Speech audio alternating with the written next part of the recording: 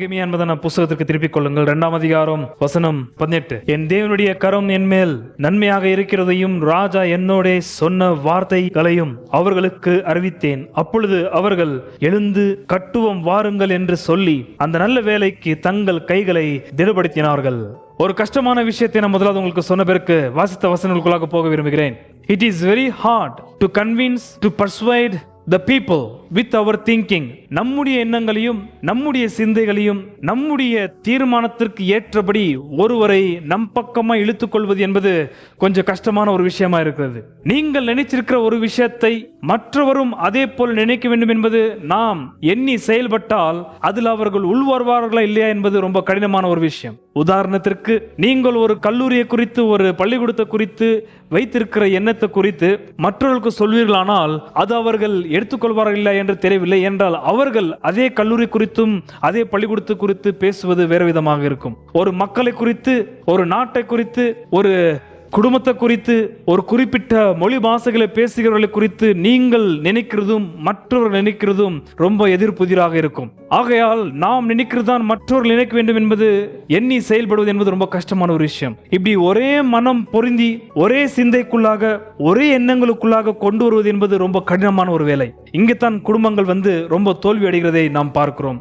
நம்ம குடும்பத்தில் இருக்கிற பிள்ளைகள் எல்லோரும் ஒரே விஷயத்தை யோசிப்பது கிடையாது, ஒரே மாதிரி சிந்திப்பது கிடையாது, ஒரே மாதிரி பேசுவதும் கிடையாது. அவர்கள் மனதில் வெவ்வேறு விதத்திலே வெவ்வேறு கோணத்திலே ஒரே விஷயத்தை அவர்கள் பார்க்கிறார்கள். இந்த சூழ்நிலையில ஒரு ஒட்டுமொத்த நாட்டையும் ஒரே மைண்ட் கொண்டு வருது, ஒரே சிந்தைக்கு கொண்டு வருது, ஒரே டிசிஷனுக்கு கொண்டு வருதுன்றது இம்பாசிபிள். இப்பொழுது நெகேமியா கேட்கிற ரொம்ப கடினமான வேலை என்னவென்றால், நெகேமியா மனசில் இருக்கிற அந்த திட்டத்தை இந்த ஜனங்களும் அங்கீகரித்து நான் யோசித்து என்ன செய்ய போகிறேனோ அது இவர்களும் செய்யத்தக்கதாக கொண்டு வர வேண்டும். அது ரொம்ப கடினமான விஷயம். அது ஒருத்தர்கிட்ட நீங்க ஒரு விஷயத்தை கொண்டு போனால் அது வேணாம் என்று மறுதளிக்கிறதுக்கு 4 பேர் சொல்லுவார்கள். நீங்கள் சொல்ற விஷயம் எவ்வளவு நல்ல விஷயமா இருந்தாலும் கூட அது அவங்க கேட்டு உங்க மனசுக்குள் நல்ல விதமா இருக்கிற அந்த ஒரு காரியத்தை அவர்கள் சொல்லும்போது ரொம்ப கெட்டதாக சொல்லுவார்கள். ஆகையால் நெகேமியா ஒட்டுமொத்த ஜனங்களையும், முக்கியமாக தன்னுடைய சொந்த ஜனத்தை ஒரே மைண்ட்ல, ஒரே சிந்தையிலே, ஒரே பேச்சில், இந்த மாதிரி எப்ப தெரியுமா இருந்தது? ஆதியாகமம் 11ஆம் அதிகாரத்தில் இருந்தது. கர்த்தர் எப்போ மொழி வாசைகளை வெவ்வேறாக பிரிக்க தொடங்குவதற்கு முந்தி ஜனங்களுடைய டங் ஒரே நாவாக இருந்தது. One language, one mind, one thinking, one decision, therefore one task. மறுபடியும் அந்த மாதிரி ஒரே மைண்ட் இருக்கிறது ரொம்ப கஷ்டம். ஒரு மனுஷனாகிய நெகேமியா ஆயிரக்கணக்கான தன்னுடைய சொந்த ஜனமான யூதர்களாக இருந்தாலும் ஆயிரக்கணக்கான மக்களுடைய ஒட்டுமொத்த சிந்தையும் தான் யோசிக்கிறது போல அவர்கள் யோசிக்க வேண்டும், தான் பேசுவது போல அவர்கள் பேச வேண்டும், தான் சிந்திக்கிறது போல அவர்கள் சிந்திக்க வேண்டும், தான் எப்படி கட்ட வேண்டும் என்று தீர்மானம் பண்ணியிருக்கிறேனோ அதே போல அவர்களும் இந்த ஒரு ரிசர்ஜன்ஸ் ஆஃப் த சிட்டி, நகரத்தை கட்டி எழுப்புவது என்பது அவர் மைண்டில் இருக்க திட்டத்தின்படி அவர்களும் செய்ய வேண்டும். எல்லாரும் ஒத்துக்கொள்ள மாட்டார்கள். Impossible task. யாரால் அது செய்ய முடியும் தெரியுமா? ஒரு தலைவன், முக்கியமாக நான் கிறிஸ்தவ மார்க்கத்தை பற்றி பேசிக் கொண்டிருக்கிறேன். கிறிஸ்தவ மார்க்கத்திலே ஜனங்கள் மத்தியிலே ஒட்டுமொத்த கிறிஸ்தவ ஜனங்களுக்கும் ஒரே மைண்ட், ஒரே சிந்தை, ஒரே பேச்சு, ஒரே ஆலோசனை, ஒரே திட்டம் இருக்க வேண்டும் என்றால் அது ஒரு நல்ல தலைவனால் மாத்திரம்தான் அந்த ஒரு நிலைக்கு கொண்டு வர முடியும். ஒரு நல்ல தலைவன், அந்த லீடர்ஷிப் என்பதான ஒரு தலைவனுக்கு அந்த ஒரு பிராணி திறமை இருந்தால்தான் அது முடியும். அது நெகேமியாவுக்கு ரொம்ப அற்புதமானமா இருக்கிறது. வெரி குவாலிட்டி லீடர், திறமசாலி உள்ள ஒரு தலைவன் நெகேமியா. தலைவனை குறித்து சங்கீத புஸ்தகம் 1 சங்கீதத்தை வைத்து இந்த இடத்துல 4 வாரம் உங்களை மத்தியில் போய்த்திருக்கிறேன். அது யூடியூப்ல இருக்கும் ஆடியோல. நல்ல தலைவன் என்றால் யார் என்பது, அந்த நல்ல தலைவனுக்கு அடுத்த ஒட்டுமொத்த சத்குணங்களும் நெகேமியா கிட்ட இருக்குது. ஏன்னா ஆயிரக்கணக்கான யூதர்களை தன்னுடைய ஒரே மைண்டுக்கு கொண்டு வந்து நிப்பாட்டி வேலையை துவக்க வேண்டும். யார் ஒத்துக்கிறாங்க அந்த வேலையை செய்வதற்கு? யார் ஒத்துக்கிறாங்க பணத்தை போடுவதற்கு? யார் ஒத்துக்கிறாங்க நேரத்தை ஒதுக்குவதற்கு? ஆகுமா? நேரத்தை ஒதுக்கணும், எனர்ஜி பலனை ஒதுக்கணும், மணி பணத்தை ஒதுக்கணும். இதெல்லாமே அவங்க ஒதுக்கணும்னாக்கா ஒட்டுமொத்த மைண்டு சிந்தை எல்லாமே நெகேமியா போலவே இருக்கணும். அப்படிலாம் விட்டால் ஆக வாய்ப்பே இல்லை. ஃபேண்டாஸ்டிக், அஸ்டவுண்டிங் லீடர் நெகேமியா வாஸ். பயங்கரமான தலைவன் அவர். முதல்ல இந்த கட்டடம் எப்படி கட்டப்பட்டது என்பதை நான் உங்களுக்கு காண்பிப்பேன். அது நீங்க பார்த்தீங்கன்னாக்கா உங்களுக்கு ரொம்ப ஈஸி ஆயிடும். ஏன்னா 3ஆம் அதிகாரத்தை நான் மேலிடமா சொல்லி முடிச்சிடுவேன். ஆகையால் அந்த கட்டடத்தை நீங்கள் நன்றாக பார்த்தனா இங்கே நெகேமியா என்ன வேலை செஞ்சாரு 3ஆம் அதிகாரத்தின்றது உங்களுக்கு நன்றாக புரியும். ஸோ 3ஆம் அதிகாரத்தை இன்றைக்கு நாம் பார்த்து முடிக்கிறோம். ஆனாலும் ஒரு பெரிய முக்கியமான தலைவனுக்கு அடுத்த சுபாவத்தை நெகேமியாக்குள்ள இருக்கிறதை நான் உங்களுக்கு வெளியே கொண்டு வர விரும்புகிறேன். 3ஆம் அதிகாரத்தில் மொத்தம் 10 கேட் இருக்கு. அந்த நெகேமியா கட்டின ஒட்டுமொத்த நகரத்திற்கு 10 வாசல்கள். ஓகே, அந்த 10 வாசல்களுக்கும் 10 பேர்கள் இருக்கும். நான் அப்புறம் மேப்ல காண்பிப்பேன். ஸோ அங்கே பேர் ஒன்று கொடுப்பாங்க இந்த சைடில். டங் கேட்னு சொல்லப்படுது பாருங்க, 3:13 அந்த மாதிரி ஒரு கேட்டுக்கும் 10 கேட்டுக்கும் 10 பேர் இருக்கு. அது நீங்க மனசுல வச்சுக்கணும். ரொம்ப அற்புதமாய் திட்டம் போட்டு செய்திருக்கிறார் நெகேமியா. அருமையான ஒரு வடிவில் வந்தது எருசலேம். அவர் போட்ட அந்த ஒரு மதிலை எழுப்பின ஒரு திட்டம். ஆல்ரைட். ஸோ முதலாவது டங் கேட் அங்க இருக்கு பாருங்க. டங் கேட் என்றால் பலிகளை செலுத்தின பிறகு கொண்டு போய் போடுற சாணிகள், எது மிருகங்களுடைய சாணிகள். பிறகு முக்கியமாய் அந்த டங்கு கேட் என்பதான இடத்துல தான் கல்வாரி சிலையில் செத்து போன ஆட்களையும் தூக்கின்னு போய் போடுறது. அந்த இடத்துல எப்போதும் அக்கினி பத்தி எரிஞ்சுன்னு இருக்கும். ஆகையால் தான் அதை வைத்து ஆண்டவராக இயேசு கிறிஸ்து அந்த இடத்துல பயமும் பற்கடிப்பும் இருக்கும் என்று இந்த ஒரு இடத்தை வச்சு தான் இயேசுனர் அப்போ பேசுவாரு. ஸோ முதலாவது அங்கே சொல்ல போற கேட் வந்து டங் கேட். ஓகே, நெக்ஸ்ட் இங்கே கொஞ்சம் கவனிக்க வேண்டும். 3வது இடத்தை ஃபுல்லாக வாசிங்க, எனக்கு வாசிக்க டைம் இல்லை. 3வது இடத்துல இருக்க காரியங்கள் மாத்திரம் சொல்ல விரும்புகிறேன். முதலாவது 10 கேட்டு நெகேமியா யார் வச்சு முதலாவது கட்டின கேட் வந்து 3வது வசனம் 1. அப்பொழுது பிரதான ஆசாரியனாகிய எலியாசிபும் அவன் சகோதரராகிய ஆசாரியர்களும் எழுந்து ஆட்டு வாசலை கட்டினார்கள். ஷீப் கேட், ஆட்டு வாசல் உங்களுக்கு தெரிதான் சைட்ல இருக்கிறது, அதான் ஆட்டு வாசல். அதுக்கு மேல போனீங்கன்னா தான் சமாரியா. அந்த மேல இருக்கிற ஆட்கள் தான் சன்பல்லாத், டோபியா என்று சொல்லப்படுற சத்துருக்கள். சோ அந்த ஷீப் கேட் கவுண்டர் கிளாக், அந்த ஷீப் கேட்ல இருந்து 3:1 நீங்க அது பாத்தீங்கன்னா கரெக்டா 10 கேட் அப்படியே வரும். இதுதான் அவர் கட்டின அந்த மதில், எருசலேமுடைய மதில். அது ஷீப் கேட்ல இருந்து வந்து ஃபிஷ் கேட் இந்த பக்கம். ஃபிஷ் கேட் ஆன பிறகு ஓல்டு கேட்னு கீழே இருக்கிறது. ஓல்டு கேட் முடிஞ்ச பிறகு வேலி கேட்னு கீழே இருக்கிறது. வேலி கேட் முடிஞ்ச அப்புறம் டங் கேட், நான் அப்பயே சொன்ன அந்த டங் கேட் கீழே வருது.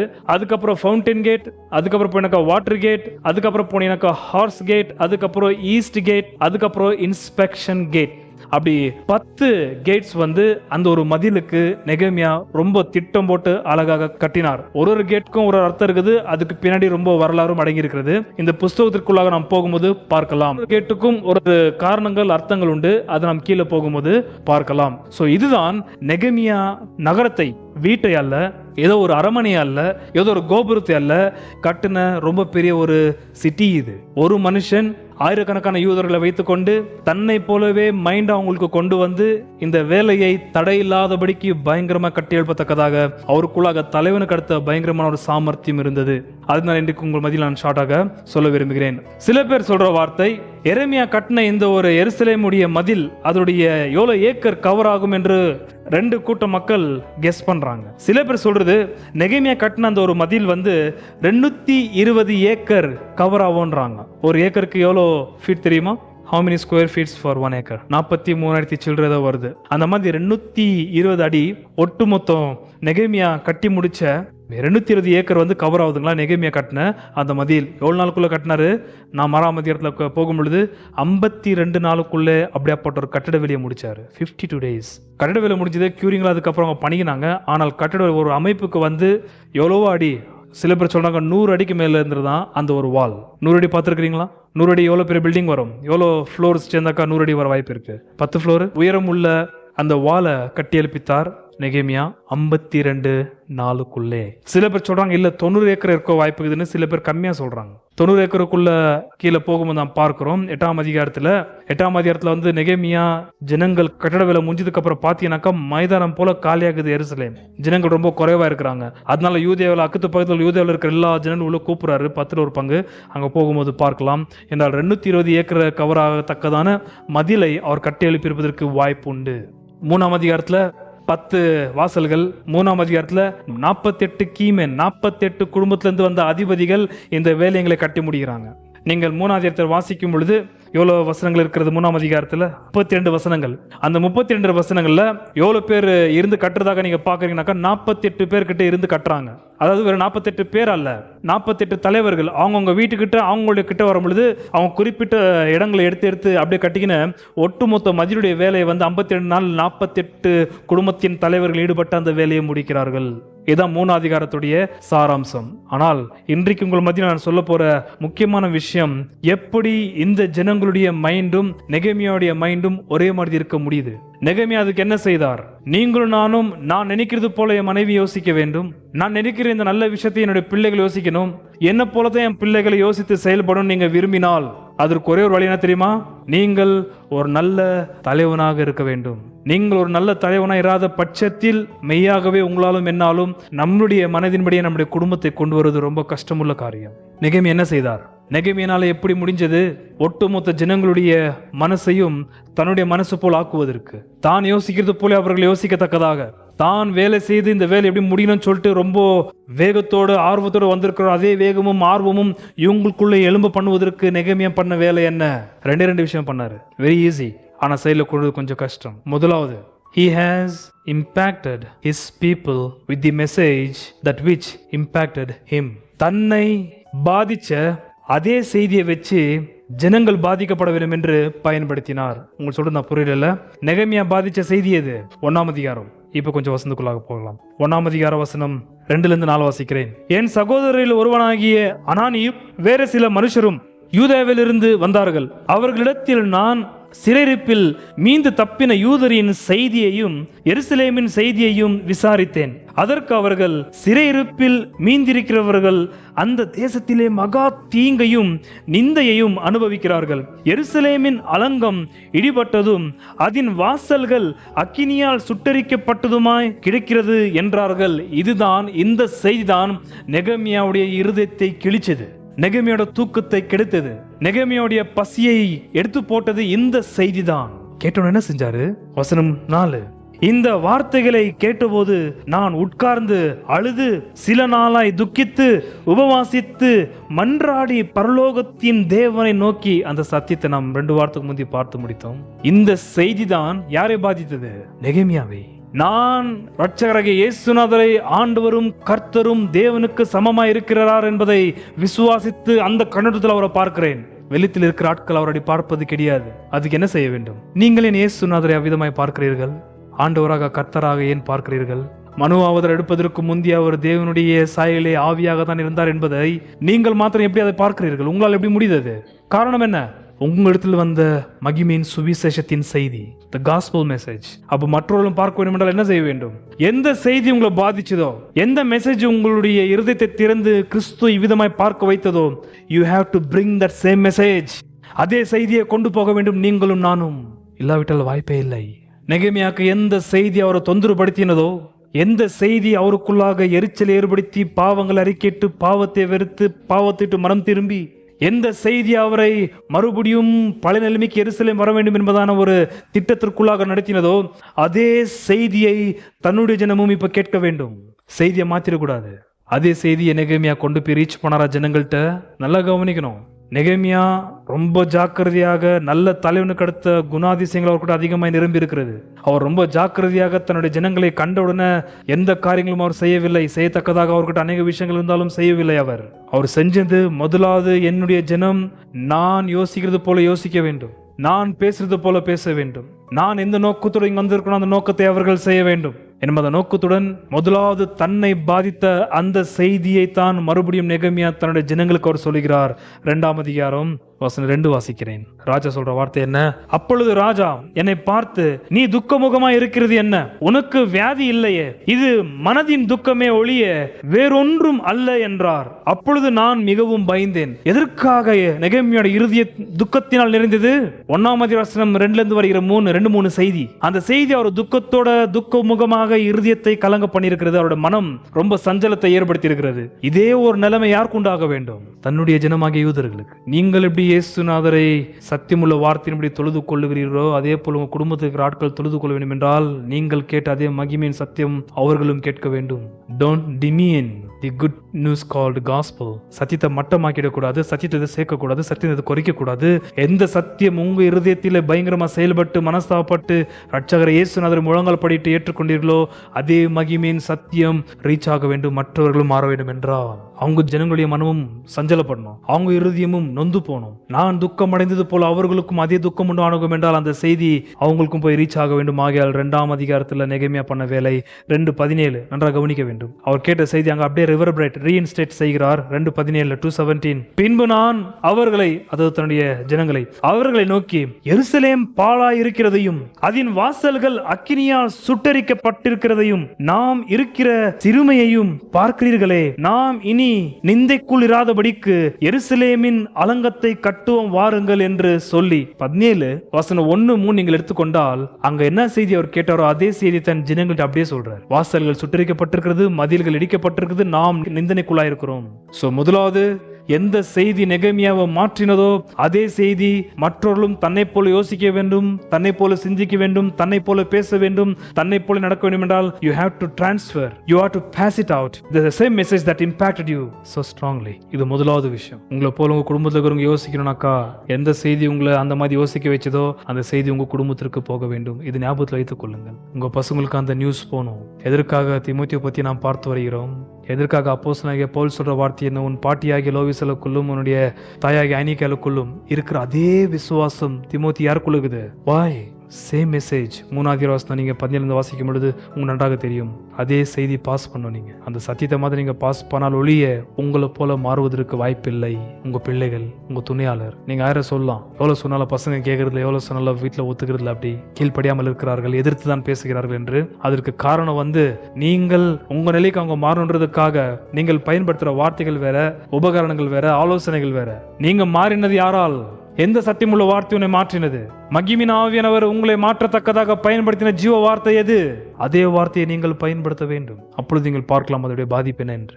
முதலாவது, தான் பெற்ற அதே செய்தியை ஜனங்களும் பெற வேண்டும் என்று அவர் ரொம்ப துணிகரமாக ஈடுபட்டார். இரண்டாவது, இது ரொம்ப முக்கியமான ஒரு விஷயம். இரண்டாவது விஷயம், நெகேமியா நல்ல தலைவனாக ஜனங்களை தன்னுடைய மனது போல திருப்பதற்கான காரணம், ஜனங்க எங்க இருந்தாங்களோ அதே இடத்துக்கு நெகேமியா போனார். அதனால தான் இன்னைக்கு ஏசியிலையும் பிளைட்ல சுத்துற ஊழியக்காரங்க எந்த ஜனங்களையும் மாத்த வாய்ப்பு இல்லை. அவர்கள் ஜனங்கள் மாறி அந்த கட்டடத்தையும் அந்த ஒரு மதிலை எழுப்ப பண்ண வேண்டும் என்றால் ஜனங்க எங்க இருக்கிறாங்களோ அங்க போனோம்.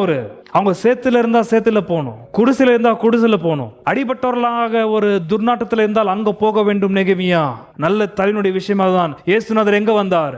It is trustworthy statement, deserving full acceptance that Christ Jesus came into the world to save sinners. Our Lord becomes sin in order to save sinners. பாவிகளை ரட்சிக்க நம்முடைய கர்த்தர் பாவமானார். எங்க? பாவிகள் இருக்கிற இடத்துல அதே போல நெகேமியா ஜனங்கள் தன்னை போலாகி கட்டடத்தை கட்டி எழுப்ப வேண்டும் என்றால் எங்க போனார் நெகேமியா? ஜனங்க எங்க இருக்கிறாங்களோ அங்க போனார். ரொம்ப முக்கியமான தகவல் அன்பானவர்களே. இதெல்லாம் பொக்கிஷம் போல இருக்கிறது, அடியனுக்கு முத்துக்கள் போல இருக்கிறது. இதுல ரகசியங்கள். நீங்கள் நானும் நம்முடைய குடும்பத்தின் அங்கத்தின் எவ்வளவு தரமட்டமா கீழே போயிருக்கலாம், அங்க போய் தான் ஆக வேண்டும். தூக்கணும்னாக்கா மேல நிலைன்னு சும்மா பார்த்த பாறையில குறைகள் பேசினுக்கு இருக்க கூடாது. அங்க போகணும். யாரை நீங்க மாத்த விரும்புறீங்களோ நம்ம அங்க அந்த இடத்துக்கு போக வேண்டியதா இருக்கிறது. இல்ல மாத்த முடியாது. எப்படி போனார்? 2ஆம் அதிகாரம் வசனம் 5. ராஜா கிட்ட அவர் சொல்ற வார்த்தை, ராஜாவை பார்த்து, ராஜாவுக்கு சித்தமா இருந்து அடியேனுக்கு உமது சமூகத்தில் தயை கிடைத்ததானால் என் பிதாக்களின் கல்லறைகள் இருக்கும் பட்டணத்தை கட்டும்படி யூதா தேசத்துக்கு நீர் என்னை அனுப்ப வேண்டிக் கொள்கிறேன் என்றேன். எங்க போறன்றாரு? அருமையான செல்வந்தம் உள்ள ஐஸ்வர்யம் நிறைந்த பாதுகாப்பான அருமையான அவருடைய தொழில், அவருடைய நல்ல நிலையை விட்டு நிந்தித்து சுட்டரிக்கப்பட்டு இடிக்கப்பட்ட மோசமான நிலையில் இருக்கிற, அதோட மீனிங் நான் உங்களுக்கு சொல்லியிருக்கேன், நிந்தனை வார்த்தைக்கு அர்த்தம் என்று. கற்பழிக்கப்பட்ட ஒரு ஸ்திரீயை கற்பழிப்போடு கூட விட்ட நிலையில எப்படி இருக்கிறாங்களோ அதோட மீனிங் அது. மதில் இடிக்கப்பட்டால் அந்த மாதிரி நிந்தித்துக் கொண்டிருக்கிறார்கள் சுற்றுப்புறத்தில் இருக்கிற ஆட்கள், யூதர்களை. அவர் அந்த இடத்துக்கு போகணுன்றாரு. ஒரு நல்ல தலைவன சுபாவம் என்ன தெரியுமா? எந்த ஜனங்கள் மாற வேண்டும் என்று ஒரு தலைவன் விரும்புறானோ அந்த ஜனங்கள் இருக்கிற இடத்திற்கு அவன் போக வேண்டும். அதுக்கு பெரிய பிரதானமான துஷ்டாந்தமே என் அன்பின் இயேசுநாதர் தான். அவரை போல யாரும் வர வாய்ப்பில்லை. எந்த ஜனங்கள் மாற வேண்டும் என்று நம்ம விரும்புகிறோமோ அந்த ஜனங்கள் இருக்கிற இடத்திற்கு ஊழியக்காரர்கள் போய் தான் ஆக வேண்டும். இயேசுநாதர் ஜனங்களை கூப்பிடவில்லை, ஜனங்கள் இருக்கிற இடத்துக்கு இயேசுநாதர் சீஷர்களை அனுப்பினார். அவர் ஒரு ஆளும் சரீரத்தில் ஒரே இடத்துல தான் இருக்க முடிஞ்சது, பூமியில் இருக்கும் பொழுது. ஆகையால் வேண்டிக் கொள்ளுங்கள், அறுவடையோ மிகுதி, ஆட்களோ குறைவு. சீஷர் சொல்ற வார்த்தை வேண்டிக் கொள்ளுங்கள் என்று சொன்ன பிறகு கீழே அடுத்த அதிகாரத்தில் பார்த்தீங்கன்னா மத்திய சுவிசேஷத்தில் அவர் 12 சீஷர்களை ராஜ்யத்தின் ஊழியத்திற்காக ஒட்டுமொத்த இஸ்ரேல் நாட்டுக்குள்ளாக அனுப்புகிறார். எல்லா வீட்டுக்குள்ள போங்கன்றார். ஆகையால் இந்த இடத்துல அருமையாக தலைவனாகிய நெகேமியா அற்புதமான ஒரு நல்ல செல்வந்தம் உள்ள செழிப்பான அந்த வாழ்வை விட்டு நிந்திக்கப்பட்டு கொண்டிருக்கிற ஜனங்கள் எங்க இருக்கிறாங்களோ அந்த இடத்துக்கு அவர் போகிறார். யார் நான் மாறணும்னு விரும்புறீங்களா? உங்க குடும்பத்துல இருங்க, நாம அந்த இடத்துக்கு போய் தான் ஆக வேண்டும். அந்த இடத்துக்கு போகாம நான் இருக்கிற இடத்துக்கு நீ வா, இந்த இடத்துல அற்புதமான கூட்டம் நடக்குது, இங்க அதிசயமான கூட்டம் நடக்குது, இங்க ஹீலிங் மினிஸ்ட்ரி நடக்குது, இங்கே வாங்க, அந்த போய் பித்தலாட்டம் உள்ள ஆட்கள்கிட்ட தயவு செய்து போய் நீங்கள் மாட்டாதீங்க. நான் போய் சொல்கிறேன், பொய்யர்கள் அவர்கள். கண்ணு முடிகின்னு ஆளுங்க பேரை சொல்லி ஜெபம் பண்றது டிவியில, அவங்க எல்லாம் பொய்யுங்க. யாக்கோபு புஸ்தகத்தை பத்தி பேசுனது பேசியிருக்கிறேன். உங்களில் ஒரு வியாதிஸ்தனா இருந்தால், வியாதிப்பட்டால் அவன் மூப்பர்களை வரவழைக்கணும். எங்க வியாதிஸ்தன் எங்க இருக்கிறானோ அங்க அவங்களை அங்க கூட்டு கூடாது. ஆண்டவராகிய இயேசு கிறிஸ்து எந்த வியாதிஸ்தர் வந்து வீட்டுக்கு கூப்பிட்டால் அவர் போயிருக்கிறார். அவர் போகாம இருந்ததே கிடையாது கர்த்தர். யாராவது மாறணும்னாக்கா நல்ல தலைவன், நல்ல ஊழியக்காரன், மாற வேண்டிய ஆட்களுடைய வீட்டுக்கு அவங்க எங்க இருக்கிறாங்களோ அந்த இடத்துல போக வேண்டும், அந்த இடத்துல போக வேண்டும், அந்த நாட்டில் இருக்க வேண்டும், அங்க போய் தான் ஊழியம் செய்ய வேண்டும். ஸோ அவங்க இருக்கிற இடத்திற்கு அவர் போனார். போய் என்ன பண்ணார் தெரியுமா? ரொம்ப இன்ட்ரெஸ்டிங்கான விஷயம், அற்புதமான சில காரியங்களை செய்கிறார். 11 2ஆம் அதிகாரம் வசனம் 11, 13, 14, 15 வாசிக்கிறேன். 11ல இருந்து, நான் எருசலேமுக்கு வந்து அங்கே 3 நாள் இருந்த பின்பு, 3 days.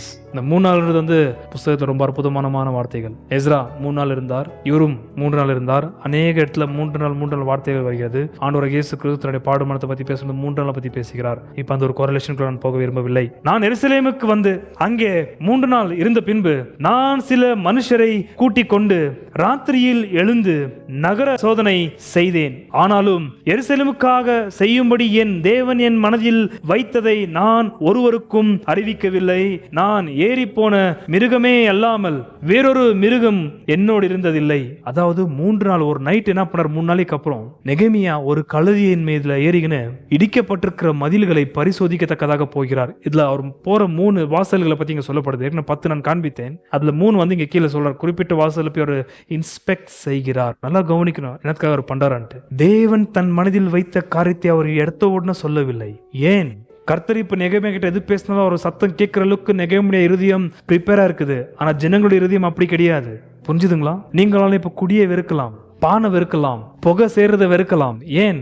கர்த்தர் நமக்கு இப்ப அந்த இருதயத்தை கூட்டு அப்படி வைத்திருக்கிறார். ஆனா அந்த நெல்லை அதெல்லாம் எடுத்துக்கொள்ற ஆட்களை பார்த்து நாம் அவர்கள் மாற வேண்டும் என்றால் எடுத்த உடனே கர்த்தருக்காக இப்ப நாம் என்ன செய்கிறோம்? அவங்க மேல போட்டக்கூடாது, தசமபாக கொடு, காணிக்க கொடுன்னு சொல்லிட்டு யாருக்கிட்ட? ஒண்ணுமே தெரியாத ஆட்கள்கிட்ட. அவர்களுக்கு எங்க போக வேண்டும்? எந்த ஜீவ வார்த்தையை இந்த நிலைமைக்கு கொண்டு வந்ததோ அந்த ஆதி அஸ்திபாரமா இருக்கிற சுவிசேஷத்தின் சத்தியத்திற்கு நேராக தான் அவங்களை கொண்டு போக வேண்டும். சோ கழுது மேல ஏறிக்கின்னு கூட இருக்கிற யூதர்கள் யாருமே சேர்க்கல.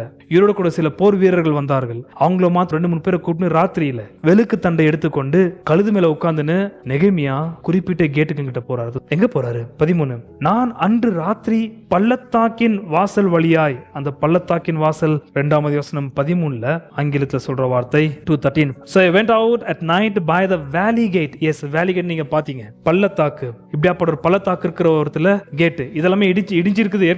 மதில் கட்டப்பட்டது, திருப்ப எப்படி இடிக்கப்பட்டது என்பதை நான் உங்களுக்கு சொல்லியிருக்கிறேன் இந்த செய்தியை தொடக்குவதற்கு முந்தி 3 வாரத்துக்கு முந்தி. இவர் வந்து இன்ஸ்பெக்ட் பண்ண போறாரு ராத்திரியில வெளுக்கு தண்டை வச்சுன்னு. இந்த முதலாவது ஒரு போய் சந்திச்ச இடம் வந்து பள்ளத்தாக்கு. ரைட் 13, நான் அன்று ராத்திரி பள்ளத்தாக்கின் வாசல் வழியாய் புறப்பட்டு வலு சர்ப்ப துறவை கடந்து குப்பை மேட்டு வாசலுக்கு, 2வது வாசல் குப்பை மேடு டங்கில், நான் சொன்ன பாருங்க அந்த குப்பை மேடு கீழே குப்பை மேட்டு வாசலுக்கு வந்து எருசலேமில் இடிந்து போன அலங்கத்தையும், நன்றாக கவனிங்கள், எருசலேமில் இடிந்து போன அலங்கத்தையும் அக்கினியால் சுட்டரிக்கப்பட்ட அதன் வாசல்களையும் என்ன வார்த்தை?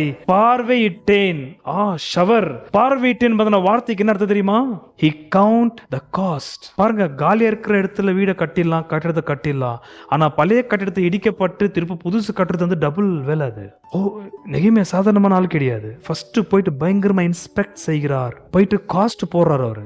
அவர் மனசுல இருக்கிறது வந்து 52 நாளுக்குள்ள இந்த வேலை முடியணும். 52 நாளுக்குள்ள இந்த வேலை முடியணும்னாக்கா எவ்வளவு பேருடைய கை வேலையில தேவைப்படுகிறது, எவ்வளவு தொழிலாளிகள் தேவைப்படுகிறார்கள், எவ்வளவு மண்ணு தேவைப்படுகிறது, எவ்வளவு கல்லு தேவைப்படுகிறது, எவ்வளவு தாறு தேவைப்படுகிறது, எவ்வளவு தண்ணீர் தேவைப்படுகிறது, எவ்வளவு பணம் தேவைப்படுகிறது. இதுக்கும் மேலாக நெகேமியாக்கு இருக்கிற பிரச்சனை சன்பல்லாத், டோபியா என்று சொல்ல போற வைரிகள். Great man is scrutinise. ரொம்ப எதிர்பார்ப்போடு அவர் திட்டத்தை போடுகிறார். திட்டம் போடாமல் ஈடுபடவில்லை நெகேமியா. பழுது பார்த்தார். இதை எடுத்துட்டு திருப்ப கட்டுறனக்கு எவ்வளவு வேலை இருக்குது. சாதாரணமான வேலையா இது? ஃபுல்லா இன்ஸ்பெக்ஷன் போட்டு அவர் ஃபுல்லா அழகா கவுண்டிங் எடுத்து வச்சிருக்கிறார், லிஸ்ட் போட்டு. அதனால அவர் போட்ட அந்த திட்டத்திலிருந்து மைண்ட் திசை திருப்புவதற்கு அவர் கொஞ்சம் கூட இடம் கொடுக்கவில்லை. இவர் சும்மா போல அதிகார பத்தத்தோட கூட போய்கிறாரு. வெள்ளியும் பொண்ணு ரொம்ப இருக்குது. அது எது ஒன்னையும் ஜனங்க கிட்ட மூச்சு கூட அவர் விடல. எடுத்த உடனே 3 நாள் சும்மா இருந்தாரு. 3 நாள் சும்மா இருந்தான்ற வார்த்தைக்கு அர்த்தம் வந்து அவர் தான் செய்ய போகிறதை சொல்லாமல் இருந்தார். ஆனால் அந்த 3 நாள் ஜனங்களுடைய ஆத்துமா நிலையை ரொம்ப பரிசோதனை செய்தார். எந்த நிலைமையில இவங்க இருக்கிறாங்க அப்படின்ட்டு. அதுல சில தகவல் அவருக்கு வந்தது. 14 அவ்விடத்தை விட்டு ஊரணி வாசல் அண்டைக்கும், அதாவது ஃபவுண்டன் கேட், இது ஒரு வாசல். 3வது வாசல் 4வது வாசல் வாசல் இருக்கிறது. 3வது வாசல் ராஜாவின் குலத்தண்டைக்கும் போனேன். நான் ஏறி இருந்த மிருகம் அங்கே நடந்து போகிறதற்கு வழி இல்லாது இருந்தது. எனக்காக எல்லாமே இடிஞ்சு போயிருக்குது. அதனால கழுது அது மேலே இவர் தூக்கின்னு போக முடியாது. அதனால கழுதை ஒரு பக்கம் வச்சுட்டு 15. அன்று ராத்திரியிலே நான் ஆற்றோரமாய் போய் அலங்கத்தை பார்வையிட்டு, இரண்டாவது முறை வருது அந்த பார்வையிட்டு என்ற வார்த்தை, 13 வருது, திரும்ப 15 பார்வையிட்டு திரும்பி பள்ளத்தாக்கின் வாசல் வழியாய், பள்ளத்தாக்கு மேலே சொல்லப்பட்டது அல்லவா, திருப்ப அதே வழியா வருகிறார், பள்ளத்தாக்கு வாசல் வழியாய் வந்து விட்டேன். நான் போனதும் நான் செய்ததும் அதிகாரிகள் ஒருவருக்கும் தெரியாது. அதுவரையிலும் நான் யூதருக்காகிலும் ஆசாரியர்கள் பெரியவர்கள் அதிகாரிகளுக்காகிலும் வேலை செய்கிற மற்றவர்களுக்காகிலும் ஒன்றும் அறிவிக்கவில்லை.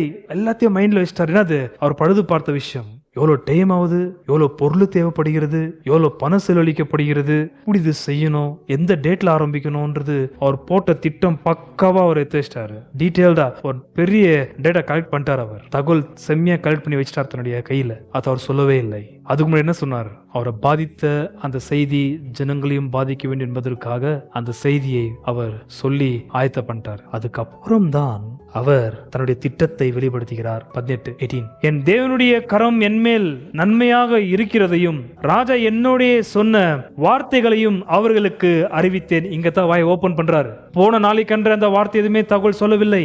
இங்கதான் அன்ஃபோல்ட் செய்கிறார். ராஜா எனக்கு சொன்னது, ராஜா சொல்றதுக்கு முந்தி நான் 2-3 மாசம் ஜெபத்துல இருந்தது, எனக்கு இந்த செய்தி வந்தது, ராஜாட சொன்ன கர்த்தருடைய தெய்வில எல்லாமே எனக்கு கிடைச்சது, நான் இப்ப வந்திருக்கிற நோக்கம் எல்லாமே இங்க அவர் திறந்து காண்பிக்கிறார். என் தேவனுடைய கரம் என்மேல் நன்மையாக இருக்கிறதையும் ராஜா என்னோட சொன்ன வார்த்தைகளையும் அவர்களுக்கு அறிவித்தேன். அப்பொழுது அவர்கள் என்ன வார்த்தை?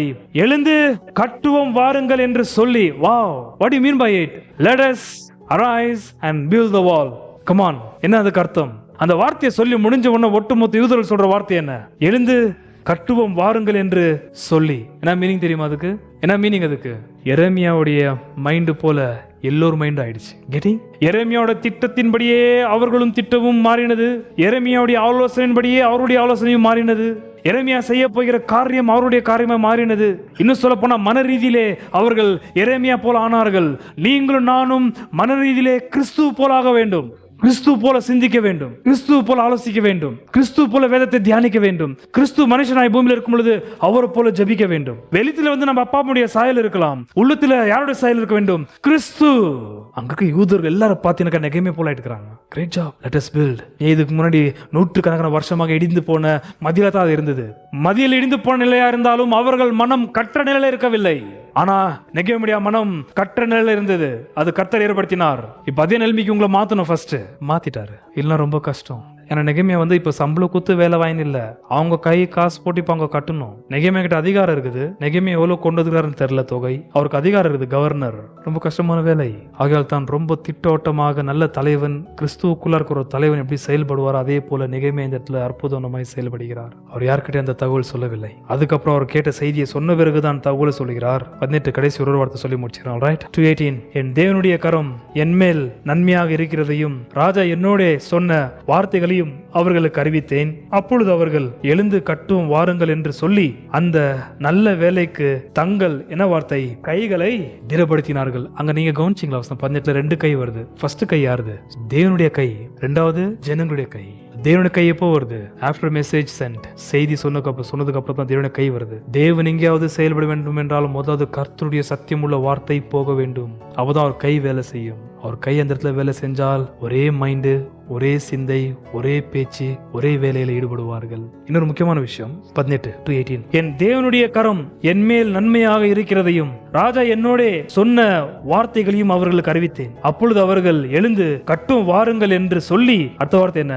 அந்த நல்ல வேலைக்கு தங்கள் கைகளை திடப்படுத்தினார்கள். எந்த வேலைக்கு? சாதாரணமான கட்டட வேலை அல்ல. என்ன வேலை சொல்லப்படுது? ஓ என்பதான வார்த்தை ஆதியாகமத்தில் நம்ம அநேக தடவை பார்க்கணும். அது கர்த்தர் சிருஷ்டித்ததை அவருடைய பார்வைக்கு நல்லதா இருந்தது. அதே டோன்ற எபிரேய வார்த்தை. அது நல்ல வேலை. எப்போ சொல்லுங்க ஒரு வேலை நல்ல வேலையா கெட்ட வேலையான்றது நம்ம நிரூபிக்க முடியும்? எந்த வேலையை பார்த்து நீங்களும் நானும் இது நல்ல வேலை இது கெட்ட வேலை என்று சொல்ல முடியும்? எந்த வேலையில கர்த்தர் ஈடுபடுகிறாரோ அந்த வேலை ரொம்ப நல்ல வேலை. ஏன்? நன்மையான எந்தையும் பூரணமான எந்த வரமும் எங்கிருந்து வருகிறது? இந்த நல்ல தேவனுக்கிடம் வருகிறது. நல்ல போதகரே, நான் நித்திய ஜீவனை அடைவதற்கு என்ன செய்ய வேண்டும்? கர்த்தர் சொன்ன வார்த்தை, யாரை கேட்டு நல்லவன் என்று கூப்பிட்டா என்னை? நல்லவர் ஒருவர் தான். யார் அது? வேதாமத்தின் தேவன், சத்தியம் உள்ள கர்த்தராகிய இயேசு கிறிஸ்து வெளிப்படுத்தின பிதாவாகிய தேவன் ஒருவர் தான் யாரு? நல்லவர். அப்ப நல்லது நடக்கணும்னாக்கா யார் தேவை? இந்த நல்ல தேவன் தேவை. நல்ல தேவன் ஈடுபட்டார், நல்ல வேலை இப்ப கட்டி எழுப்பப்படுகிறது. உங்க குடும்பத்தில் ஏதாவது நல்லது நடக்க வேண்டும் என்றால் அன்பானவர்களே, first please send forth the message. முதலாவது சத்தியம் உள்ளத்தில் பிரவேசிக்கட்டும். எந்த இடத்துல சத்தியம் பிரவேசிக்கிறதோ அந்த இடத்துல மனம் மாறத்தக்கதாக கர்த்தர் ஈடுபடுகிறார், கர்த்தருடைய ஆவியானவர் ஈடுபடுகிறார். மனம் எப்ப மாறுகிறதோ அவங்களுடைய மனமும் நம்முடைய மனமும் ஒரே மனமாக பொருந்துகிறது. நம்ம நிலைமைக்கு அப்போதான் அவங்களும் வருவார்கள். ஆகியால் தான் யாராவது பாவம் பண்ண உடனே போயிட்டு எடுத்த உடனே கன்ஃபரண்ட் பண்ணி அவங்களோட பாவத்தை எடுத்து காண்பிக்கிறதை பார்க்கிலும், நீ பாவம் செஞ்சாலும் சரி, நான் பாவம் செய்தாலும் சரி, பாவத்தின் நிமித்தமாக முதலாவது பாதிக்கப்பட்டு व्यसனப்படுகிறவர் யார் என்பதை காண்பிக்க வேண்டியதா இருக்கிறது. ஸோ உங்களுக்கு நல்லது வேணும்னாக்கா ஒரே ஒரு ஆப்ஷன் என்ன தெரியுமா? இந்த நல்ல தேவன் வர வேண்டும். இந்த நல்ல தேவன் வர வேண்டும் என்றால் முதலாவது அவரோட வார்த்தை வர வேண்டும். அவரோட வார்த்தை வர வேண்டும் என்றால் முதலாவது அவரோட வார்த்தை நம்முடைய செவியில விழ வேண்டும். ஆகியால் தான் சமாதானத்தின் சுவிசேஷத்தை சுமந்து செல்லுடைய பாதை இன்பமானவைகள். அப்போஸ்தலனாகிய பவுல் 10 சொல்ற வார்த்தை ரோமர்ல. ஆகியால் சகோதரர்களே, நீங்கள் ஒரு நல்ல தலைவன் இருக்க வேண்டும் என்றால் ப்ளீஸ், நீங்கள் நானும் குறை பேசுவதற்கு ஆயிரம் இருக்குது வீட்டில், உண்மைதான், இல்லைன்னு சொல்லவில்லை. பசங்க உங்களோட மைண்டு போல யோசிக்கணுமா? வீட்டில் இருக்க உங்க துணையாளர் உங்களை போலவே யோசிக்கணுமா? நீங்க யோசிக்கிறது நல்லது தானா?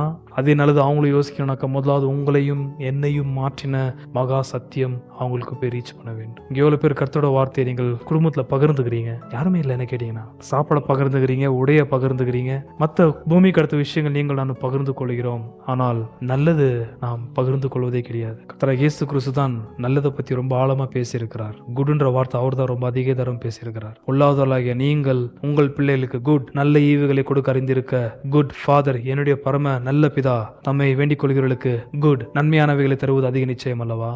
பசங்க உங்களை போல மாறனாக்கா ப்ளீஸ், உங்களை மாற்றின ஜீவ வார்த்தை அவங்களுக்கு போட்டோம். நீங்க அது மாத்திரம் பண்ணா போதும். ஃபர்ஸ்ட் ப்ரிஃபரன்ஸ் ஆக, முதல் விஷயமாக உங்களை மாற்றி உங்களை சந்தோஷப்படுத்துகிற, உங்களை நல்ல விஷயத்துக்கு கொண்டு போற, உங்களை நல்லதை பார்க்க வைக்கிற, உங்களை நல்லதை சிந்திக்க வைக்கிற நல்ல ஜீவ வார்த்தை அவங்களுக்கு போவதற்கு தயவு செய்து நீங்க ரொம்ப கட்டாயமாக கடினமாய் ஒழிக்க வேண்டும். உங்க மனைவிமார்கள் அது கேட்கணும், பசங்க அது கேட்கணும். அதுக்காக நீங்க முயற்சி செஞ்சுதான் ஆகும். இல்லைனாக்கா உங்களை போல யோசிக்க மாட்டாங்க, அவங்க உங்களை போல பேச மாட்டாங்க, உங்களை போல திட்டம் போட மாட்டாங்க. எங்க நான் போனாக்கா உங்களை போல நடந்துக்க மாட்டாங்க. அதுலயே வேற சண்டைங்க வந்துருது. எங்க நான் போனாக்கா எப்படி நடந்துக்கணும்னு தெரியல, இதுக்கு யார்கிட்ட எப்படி பேசணும்னு தெரியல, எதுக்கு எடுத்தாலும் எரிச்சல், எதுக்கு எடுத்தாலும் கோபம், எதுக்கு எடுத்தாலும் ஒரு சண்டை, ஒரு சாந்தம் இல்ல, ஒரு பொறுமை இல்ல, ஒரு நல்ல குணம் இல்ல, நல்ல எண்ணம் இல்ல. உனக்கு இருக்குத்தானே நல்லது.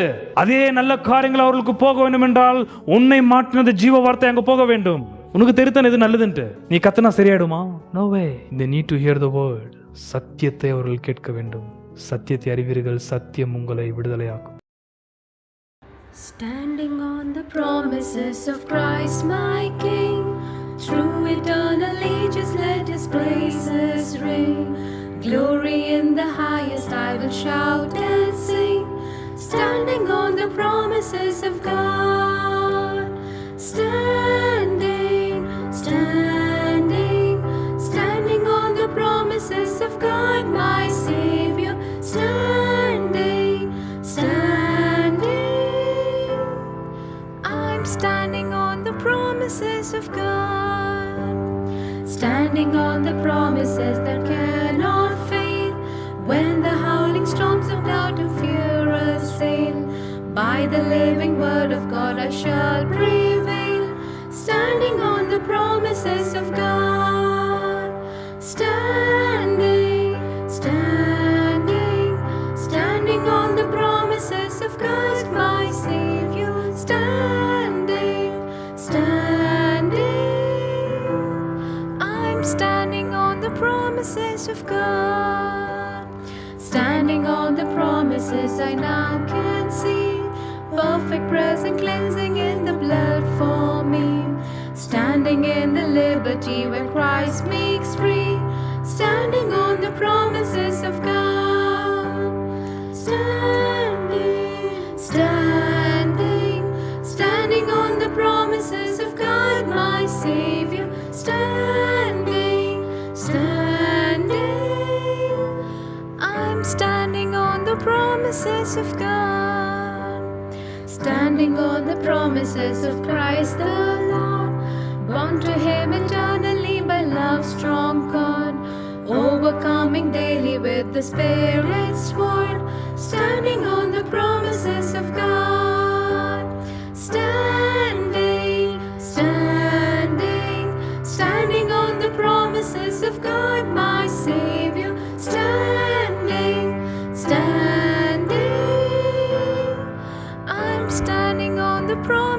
of God.